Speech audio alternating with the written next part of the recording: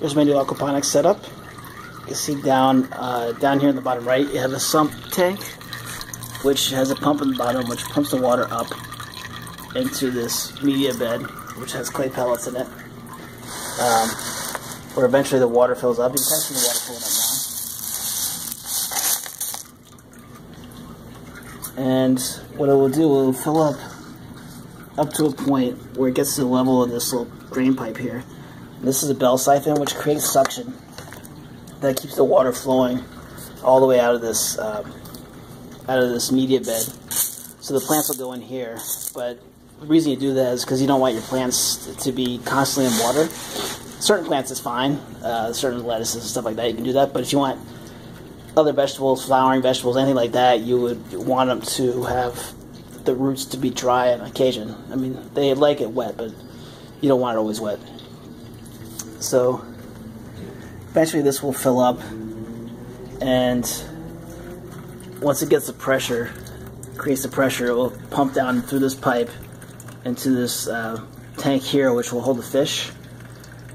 And then there's these little connector tubes that keep the water level, and brings the water back into the sump tank and starts the whole cycle again.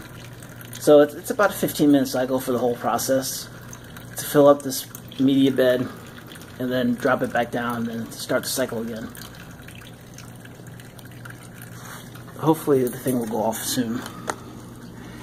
It's pretty close, so it's going to start pumping down to the bottom. It's good too, because when the water comes into this bottom tank, it's getting blurry, it helps aerate the water for the fish, so it should be a pretty healthy living situation for the fish. And also the water is going to remain clean because it gets pumped up. The fish waste gets pumped out of this into the sump tank and then up into this grow bed, which will eventually have worms in it.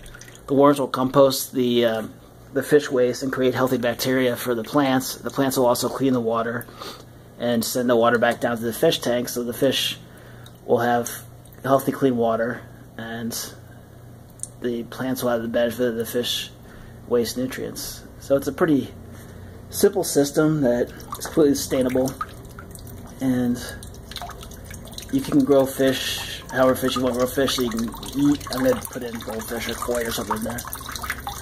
But now you can see the water starting to pump out of the grow bed into the fish tank, and it's starting to dribble into the sump tank.